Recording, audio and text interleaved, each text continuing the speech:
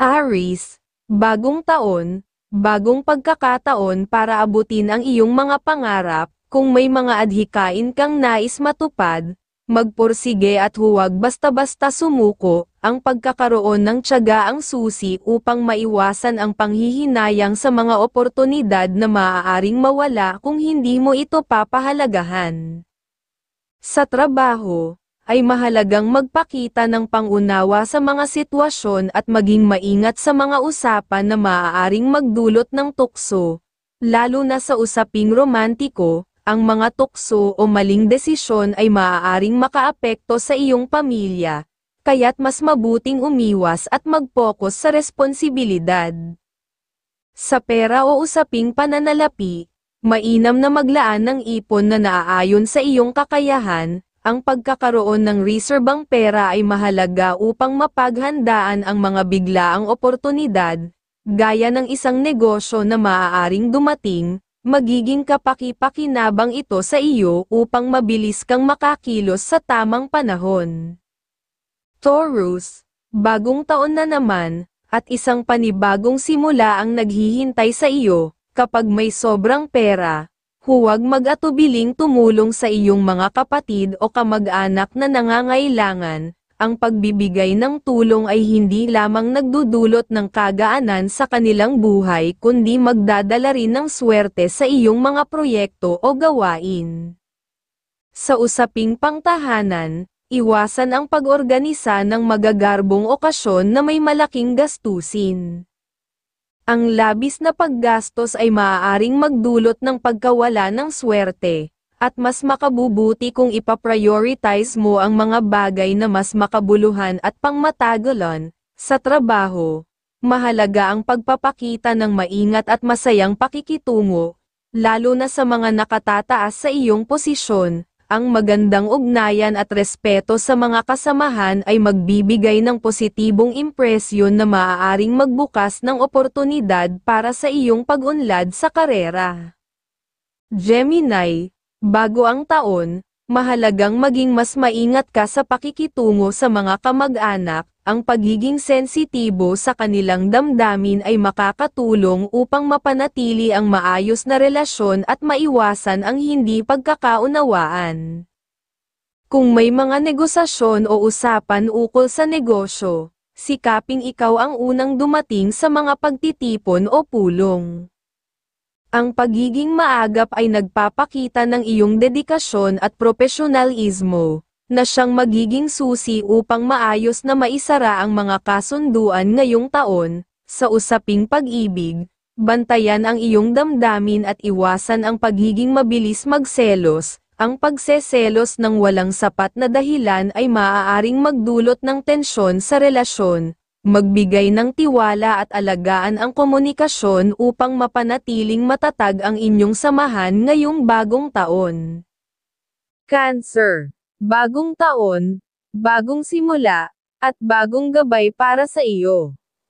Sa aspeto ng pag-ibig, hikayatin ang mas masiglang pakikipag-usap sa iyong mga mahal sa buhay.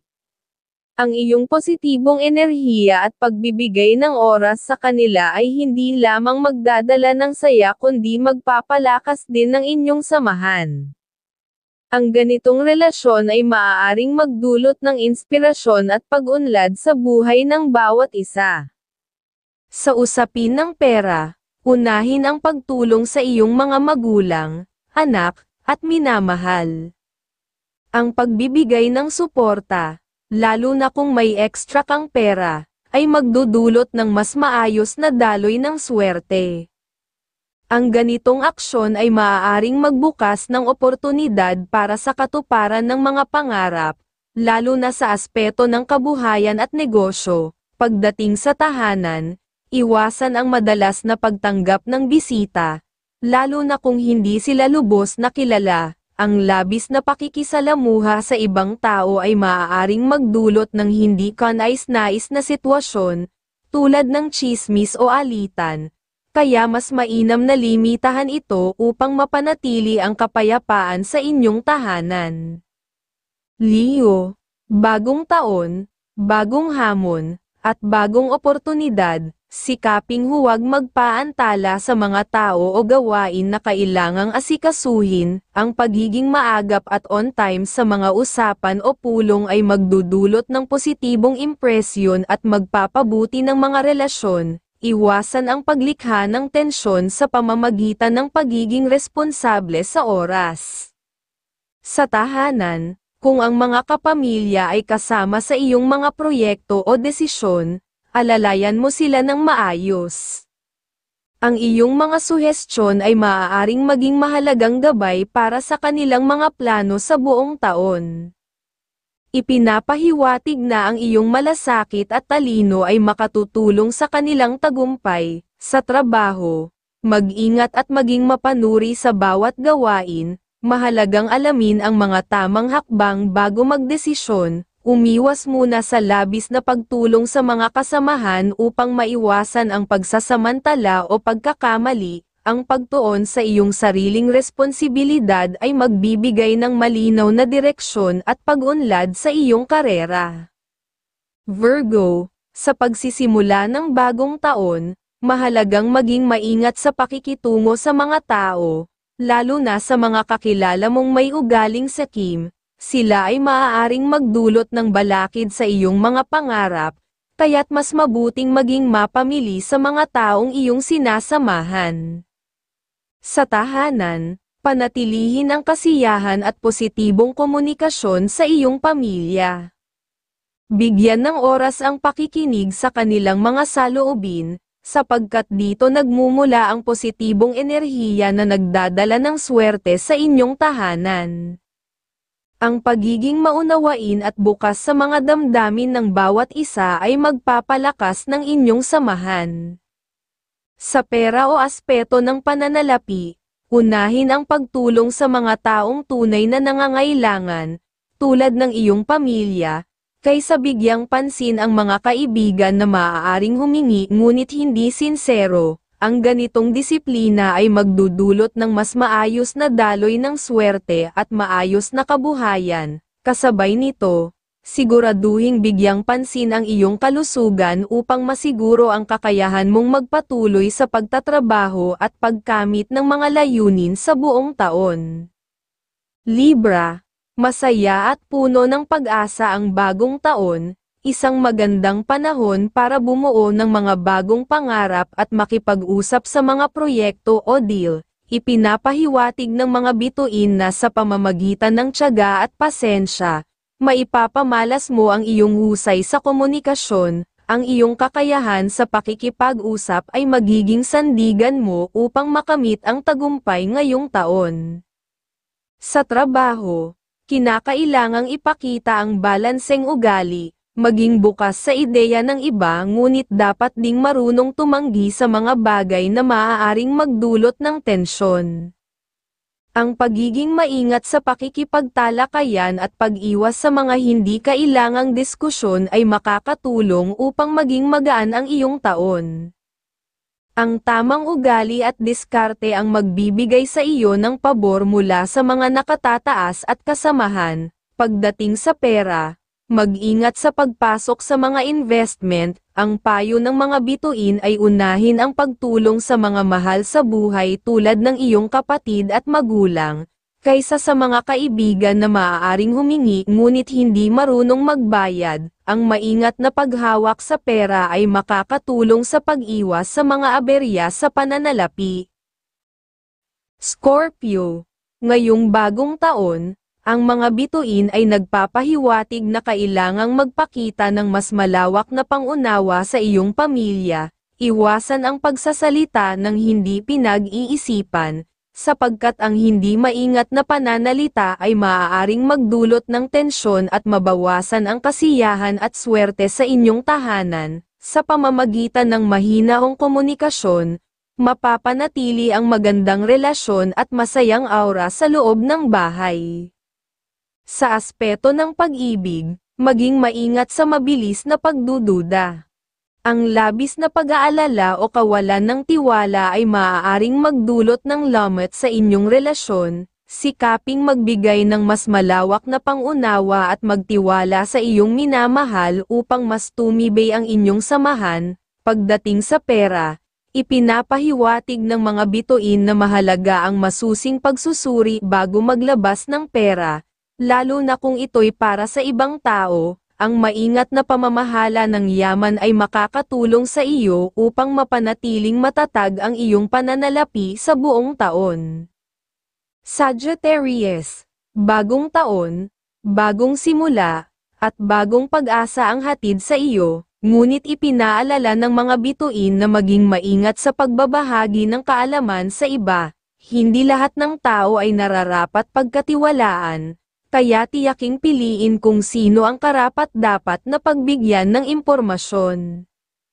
Kung may mga transaksyon o deal na nangangailangan ng paglalakbay, siguraduhing bigyang pansin ang iyong kalusugan. Ang pagkakaroon ng malusog na pangangatawan ay magbibigay sa iyo ng lakas upang harapin ang mga hamon at responsibilidad ngayong taon. Sa pera, unahin ang iyong pamilya at siguraduhing maglaan para sa pag-iipon. Ang pagkakaroon ng ipon ay magdudulot ng seguridad at maghahanda sa iyo para sa anumang hindi inaasahang pangyayari. Sa ganitong paraan, mas mapapanatili mo ang kasaganaan at katahimikan sa iyong buhay. Capricorn, ang pinapahiwatig ay pamilya. Ang unang pahiwatig ng bagong taon ay ang pagtuon sa pamilya. Ito ang pundasyon ng iyong inspirasyon para magpatuloy sa paggawa ng magagandang resulta sa buhay. Siguraduhing maglaan ng oras upang mas maging malapit sa kanila at pagtuunan ang mga bagay na magpapalakas ng inyong relasyon. Ang pagsuporta sa kanilang mga pangarap at pangangailangan ay magdudulot ng mas malalim na ugnayan at kasiyahan sa tahanan. Sa trabaho, ang pahiwatig para sa trabaho ay ang pagiging maunawain at kalmado sa harap ng mga pagsubok.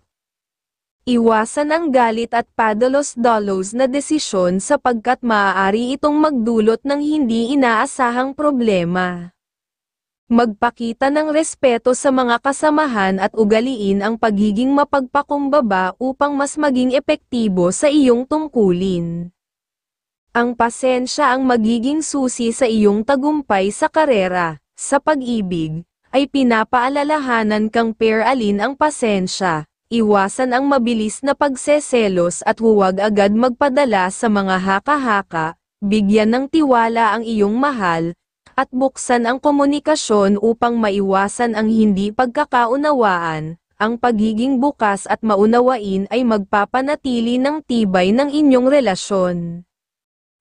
Aquarius, ang pahiwatig ng bagong taon ay ang pagiging masigasig at masinop sa paggawa ng mga plano. Mag-focus sa iyong mga layunin sa buong taon at tiyaking isakatuparan ang mga ito ng may tiyaga at determinasyon. Ang bawat hakbang na iyong gagawin ay magdadala ng tagumpay kung ito ay nakaplanong mabuti. Sa tahanan, siguraduhing magbigay ng maayos na suporta sa mga mahal sa buhay. Kung may mga bagay kang hindi sang-ayon, piliin ang mahinahon na paraan ng pagpapahayag upang maiwasan ang hindi pagkakaintindihan. Ang mahinahong diskusyon ay magpapanatili ng pagkakaisa at pagmamahalan sa inyong pamilya. Sa pag-ibig, ay iwasan ang mabilis na pagseselos at panatilihin ang tiwala sa iyong kapareha.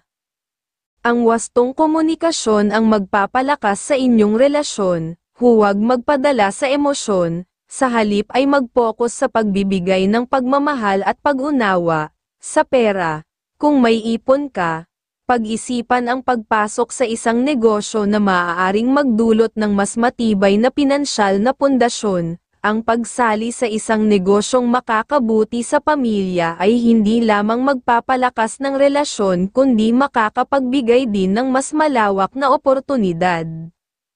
Pisces, ang pahiwatig sa negosyo. Kung may pangarap kang simulan ang isang negosyo, maging handa sa posibleng pagtutol mula sa iba. Ang pahiwatig ay maging mapanuri at mapag-aral sa bawat hakbang upang maiwasan ang mga problema.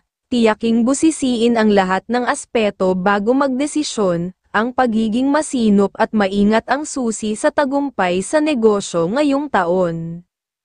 Sa trabaho, pair alin ang pag-unawa at pag-iwas sa mga usapang maaaring magdulot ng tukso o pagkakagulo. Ang pag-focus sa iyong tungkulin at pag-iwas sa mga bagay na hindi mahalaga ay magbibigay daan sa maayos na kalagayan sa trabaho at pamilya. Panatilihin ang profesionalismo sa bawat sitwasyon.